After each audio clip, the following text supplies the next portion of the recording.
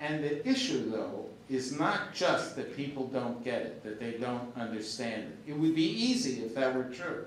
I would actually love it if it were true, because we could go out and just educate everybody. Much of the tension occurs, I believe, between a conflict at the intersection of two categories of variables. One are political and economic variables. The second are conflicts with core human values. So the political one is the best one to give is global warming. It isn't really that people don't think the earth is warming. It's incredibly inconvenient to have to do something about it. It's very expensive. They don't like it. So they say they don't believe it.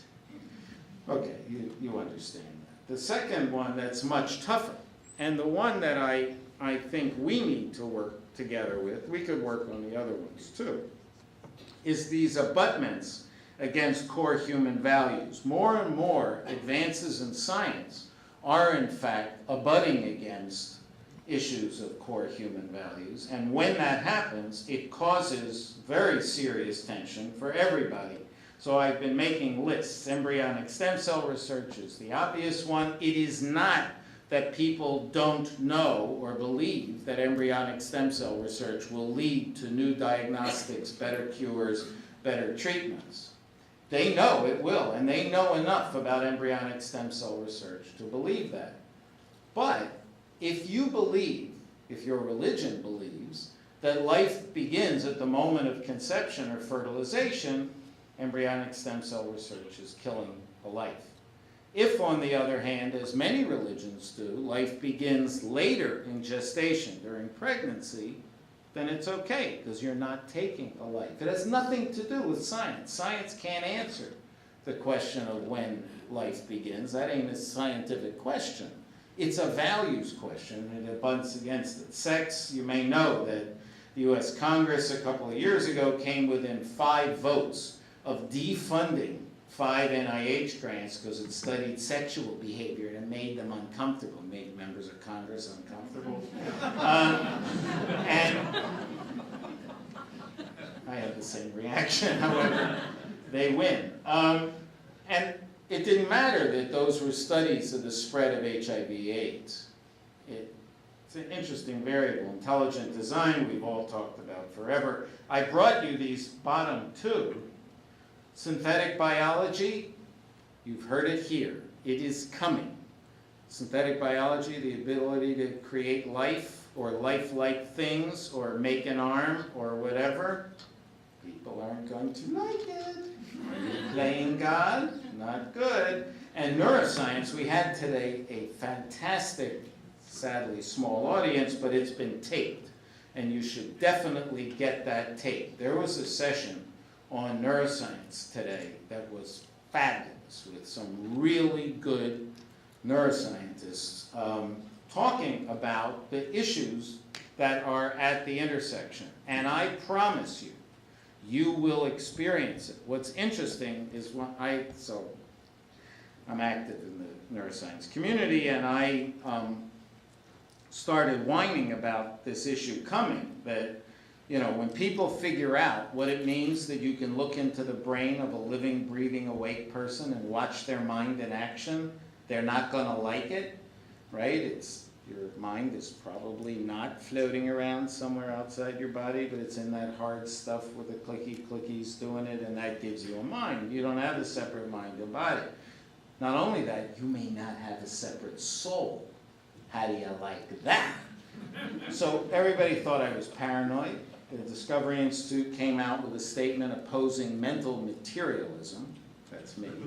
And it is an issue you will encounter if and when you develop high-level sophisticated brain exhibits, because people only care about the brain because they're interested in their mind or they're interested in the illnesses of their family members. And so the issues will come up and need to be addressed. This is just depressing, so I thought I'd bring it. It's Hawaii, why come here and be cheery? So this is another Science Indicators study that shows 50% of the American public thinks we depend too much on science and not enough on faith. That's the competition with values. So who cares? Why do we care? Well, we care for all those reasons that I articulated before. And what do you do about it? Well, so the traditional scientific response is they just don't get it, and therefore we'll just educate them. Well, it's true. We do need more public education, and it is true that, in fact, the public doesn't quite get it. But that ain't the core of the issue. What does that mean?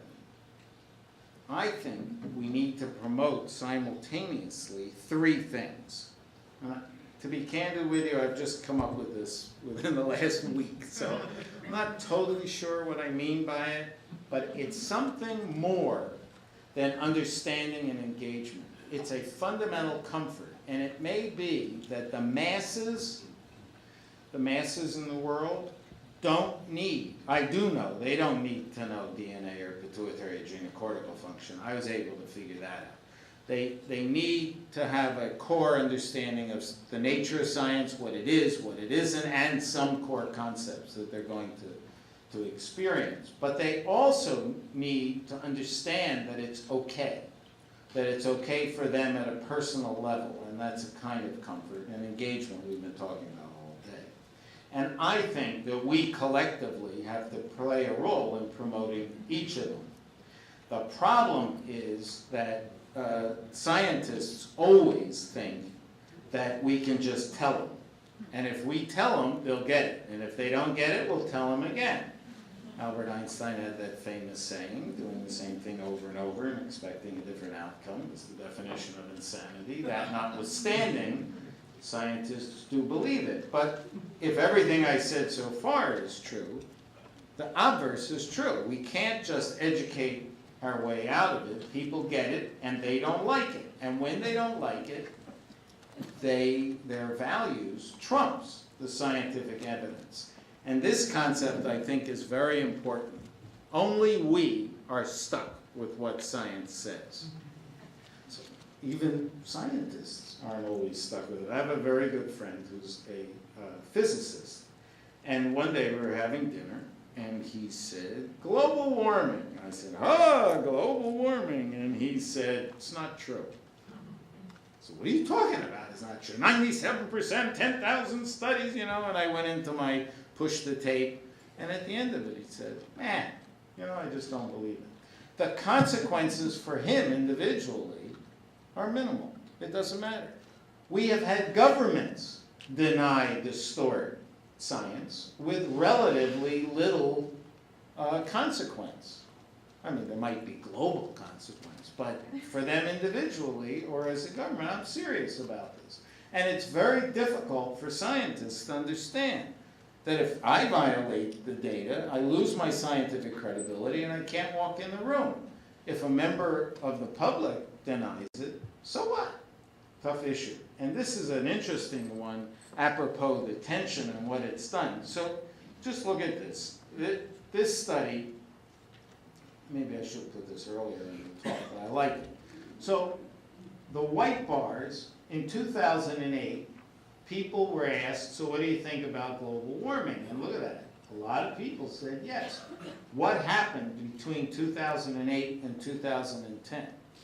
Those minuscule, small examples of hyperbole, exaggeration, or questioning scientific integrity knocked those numbers down.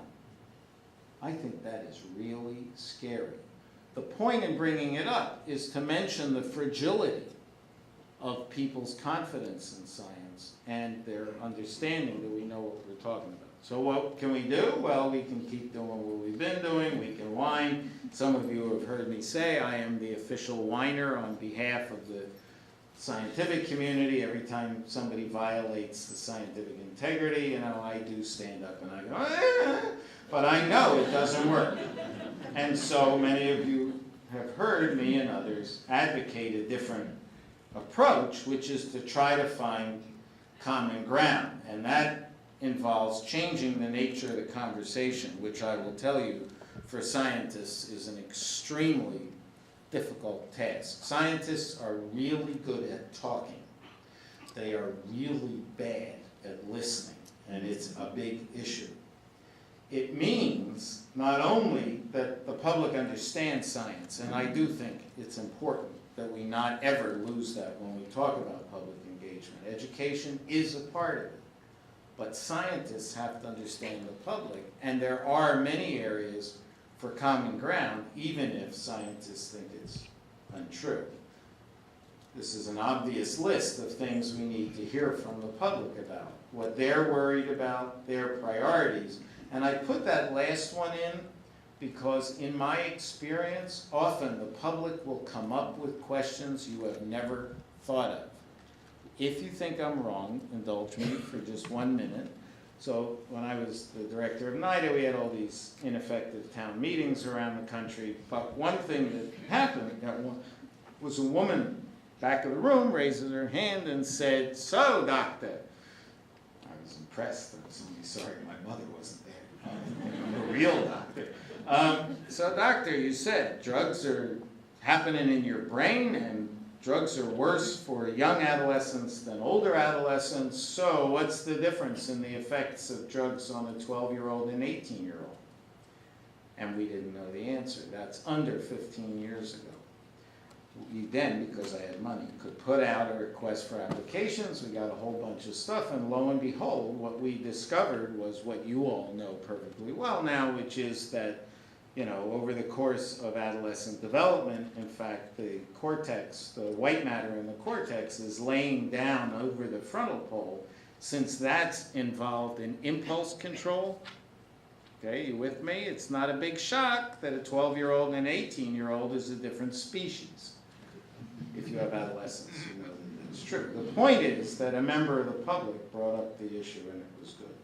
So, what are we talking about? Well, scientists are starting to learn that they can't do it by themselves, but they think they can. We need experienced partners, and that means you.